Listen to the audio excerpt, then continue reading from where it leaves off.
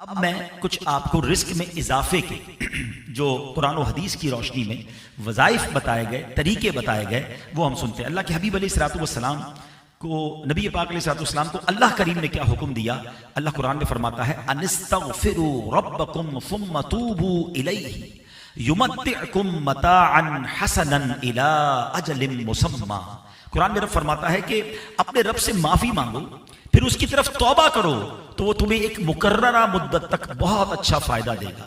یعنی اے نبی کریم، آپ لوگوں کو حکم دے کہ اللہ پاک سے پچھلے گزشتہ گناہوں کی معافی مانگو اور آئندہ گناہ کرنے سے توبہ کرو۔ تو جس نے اپنے گناہوں سے پکی توبہ کی اور اخلاص کے ساتھ رب کریم کا عبادت گزار بن گیا تو اللہ پاک اسے کثیر رزق اور وسعت عیش عطا فرمائے گا، باقی ساری لائف وہ اچھی گزارے گا۔ شرط کیا ہے؟ استغفار کرے، پچھلے گناہوں سے توبہ کرے۔ اچھا، استغفار کے تو اتنے فضائل ہیں۔ نبیوں نے، حضرت ہود علیہ السلام، حضرت نوح علیہ السلام، جب انہوں نے اپنی قوم کو نصیحت کی نا، لوگ آتے تھے ہم بڑے پریشان ہیں، ہمارے کاروبار نہیں چل رہے، تو قرآن کی آیتیں اتری کہ استغفار کرو، رب تمہارے کاروبار میں برکت ڈال دے گا، رب تم پر بارشیں بھیجے گا، تمہارے باغات پھلیں گے پھولیں گے۔ There is only one condition کہ توبہ کر لو، اللہ کو راضی کر لو۔ اب یہ گواہیاں کس کی ہیں؟ انبیاء کی گواہیاں ہیں۔ انہوں نے اپنی قوم کو کہا کہ رزق میں برکت چاہتے ہو تو توبہ کرو، استغفار کرو۔ ہم کیا کر رہے ہیں؟ ہم الٹا راستہ ڈھونڈتے ہیں۔ کوئی گیمبلنگ کی طرف جاتا ہے، کوئی جوئے کی طرف جاتا ہے، کوئی سود کی طرف جاتا ہے، کوئی جناب کوئی غلط کام کر کے کسی طریقے سے بس پیسے کمانے کی طرف جا رہا ہے۔ یہ رانگ وے ہے۔ اللہ نے راستہ قرآن میں دے دیا ہے کہ استغفار کر لو، توبہ کر لو، اللہ کو راضی کر لو، وہ تمہارے پر رزق کے دروازے کھول دے گا۔ اچھا، ہم تو مسلمان ہیں نا، ہمارا ایمان کیا ہے کہ رزق دینے والا کون ہے؟ رب ہے، رازق ہے نا، اس کو راضی کر دیں گے تو وہ ہمیں رزق کے دروازے کھول دے گا۔ ہم اس کو ناراض کر کے کوشش کر رہے ہوتے کہ رزق بڑھ جائے، نہیں بڑھے گا۔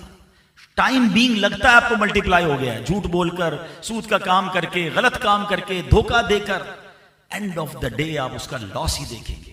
اس کی برکت ختم ہو جائے گی، اس کا سکون ختم ہو جائے گا، کیونکہ رب کو ناراض کر کے آپ اپنے اوپر رزق کے دروازے کشادہ نہیں کر سکتے۔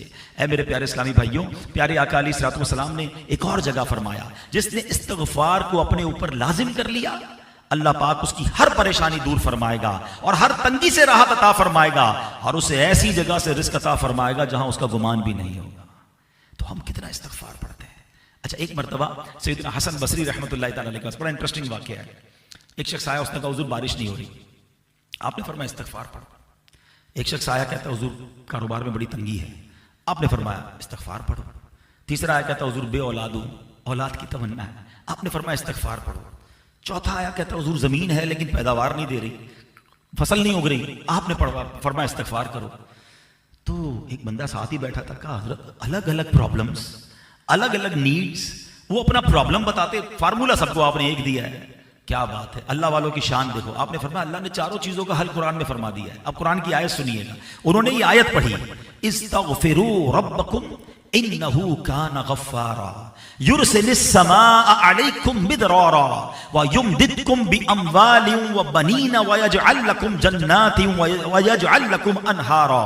اللہ نے کیا فرمایا؟ اپنے رب سے معافی مانگو، استغفار کرو، بے شک وہ بڑا معاف فرمانے والا ہے، تم پر شراٹے کا می بھیجے گا، موسلا دار بارش بھیجے گا، کھیتیاں اگ جائیں گی، اور مال اور بیٹوں سے تمہاری مدد کرے گا۔